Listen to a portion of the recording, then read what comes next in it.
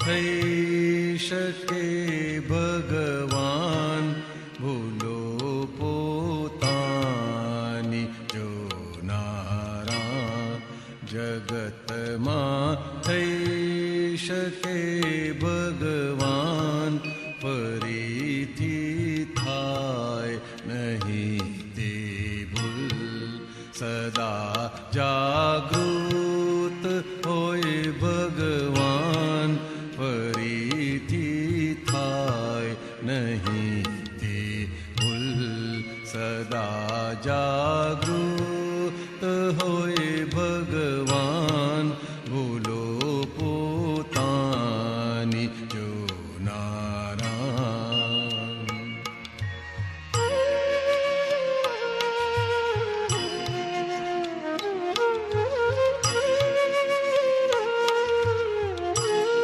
નથી જે દેહના માલિક નથી વાણી પે માલિકી ભાવ નથી જે દેહના માલિક નથી વાણી પે માલિકી ભાવ નથી જ્યાં માલિકી મનની થયા વિત રાગ ભાવ સ્વભાવ નથી જ્યાં માલિકી મનની થયા વિત રાગ ભાવ સ્વભાવ ભૂલો પોતાની જોનારા જગતમાં થઈ શકે ભગવાન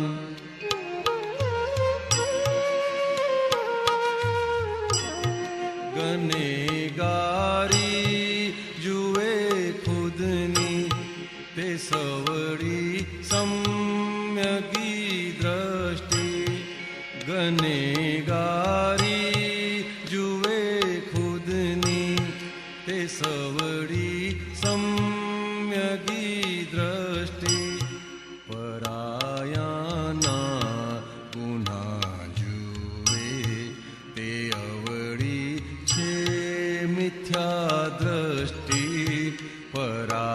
પરાયાના ગુના જુએ તે અવળી છે મિથ્યા દ્રષ્ટિ ભૂલો પોતાની જોનારા જગતમાં થઈ શકે ભગવાન ભૂલો પોતાની જોનારા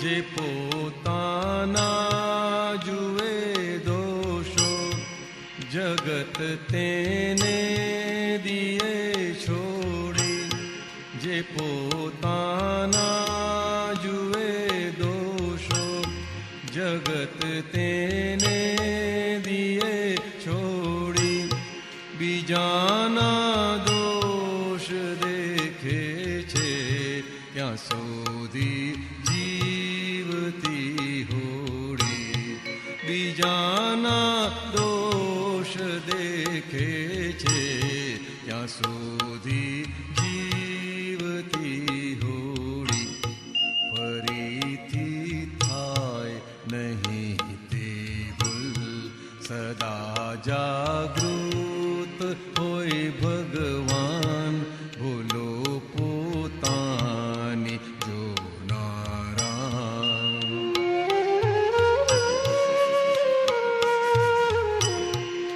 કરુણા રાખવા જેવું જગત છે દંડ કરશો નહીં કરુણા રાખવા જેવું જગત છે દંડ કરશો નહીં ન જુએ કોઈને દોષિત તે દાદા પૂર્ણદાની અભય ન જુએ કોઈને દોષિત તે દાદા પૂર્ણદાની અભય ભૂલો પોતાની જોનારા જગતમાં થઈ શકે ભગવાન ભૂલો પોતાની જોનારા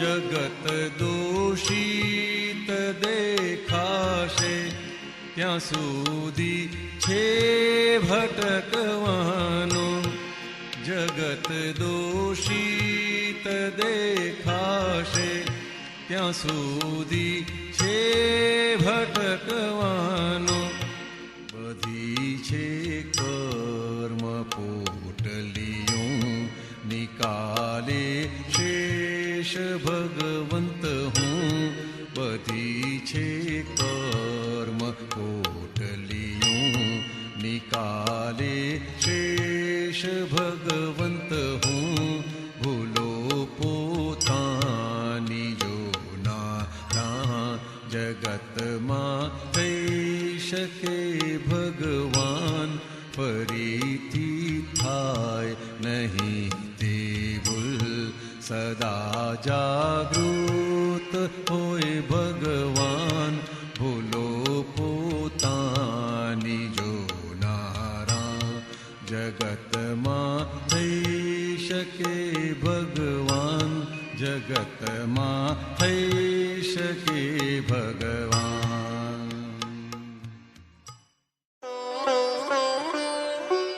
चैप्टर 93 जगत तो व्यवहार स्वरूप है, जैसा दो वैसा लो, यह व्यवहार जगत का बेसमेंट है.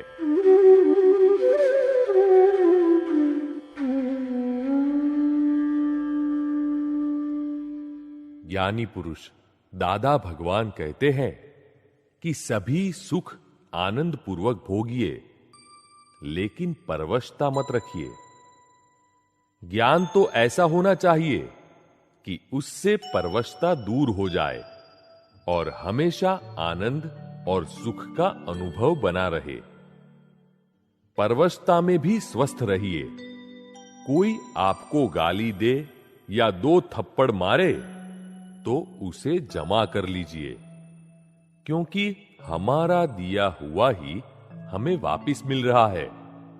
हम जो कुछ भी देंगे वह हमें वापस मिले बिना नहीं रहेगा. इसलिए किसी को कुछ देने से पहले 100 बार सोचिएगा. आपको कोई 500 या 1000 रुपया दे तो आप तुरंत बही में अकाउंट बुक में जमा कर लेते हैं ना.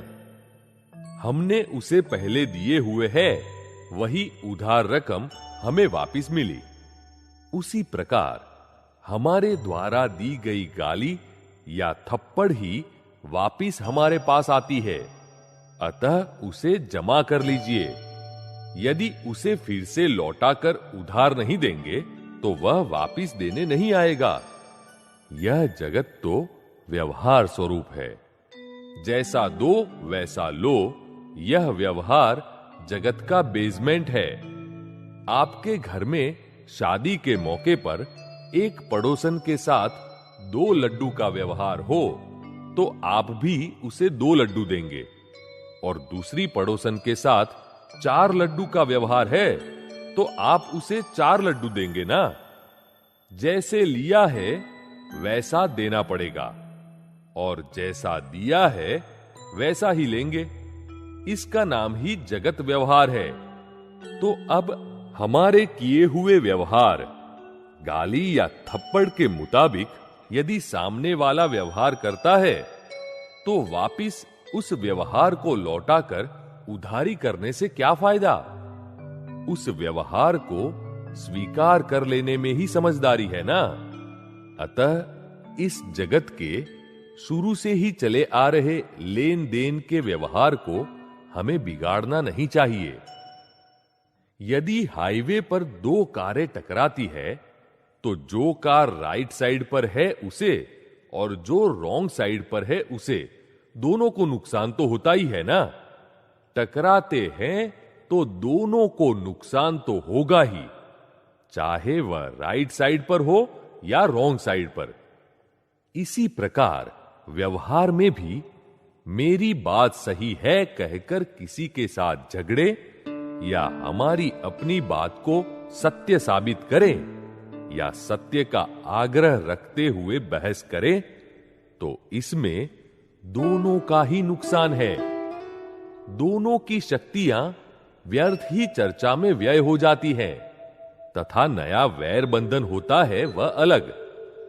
इसीलिए बेहतर यही है कि सच झूठ की बहस में न पड़कर किसी भी तरह से टकराव को टालिए। डाकिया उसी को पत्र देता है जिसका पत्र होता है। एक ही नाम के दो व्यक्ति होने पर भी बड़ी सावधानी से पूरी जांच करने के बाद वह उसी को पहुंचाता है जिसका वह पत्र होता है। फिर चाहे उस पत्र में खुशी के समाचार हो, शादी का निमंत्रण हो या किसी की मृत्यु का तार ही क्यों न हो, जिसका पत्र होता है उसी को वह पत्र पहुंचाता है। हम भी कभी पोस्टमैन को डांटते नहीं है या दोषी नहीं ठहराते कि उसने अशुभ समाचार क्यों दिए, क्योंकि वहां हम जानते हैं कि उस बेचारे ने तो अपना कर्तव्य निभाया है। वह तो निमित्त है और निर्दोष है।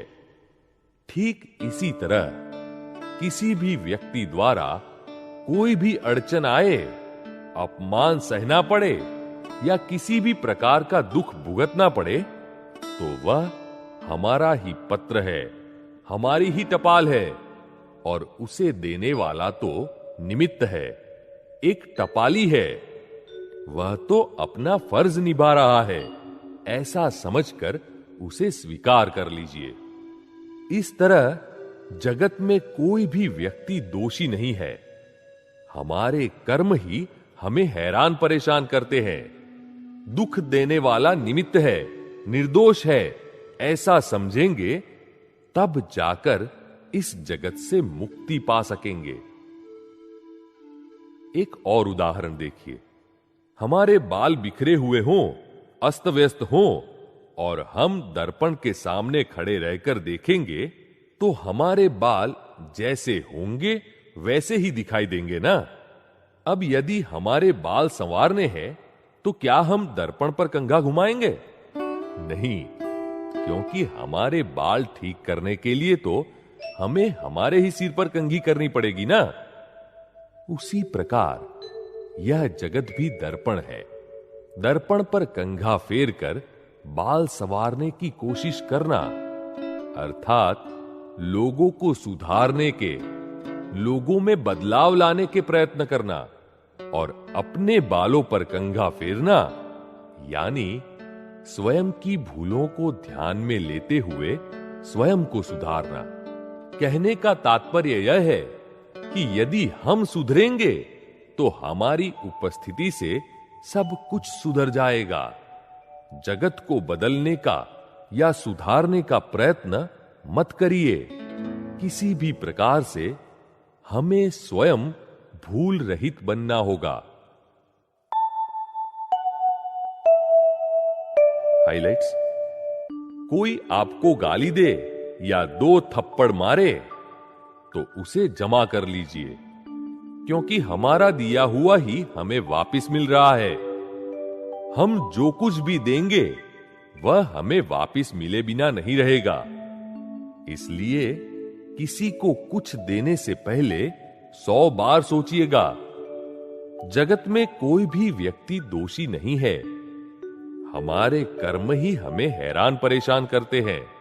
दुख देने वाला निमित्त है, निर्दोष है, ऐसा समझेंगे तब जाकर इस जगत से मुक्ति पा सकेंगे।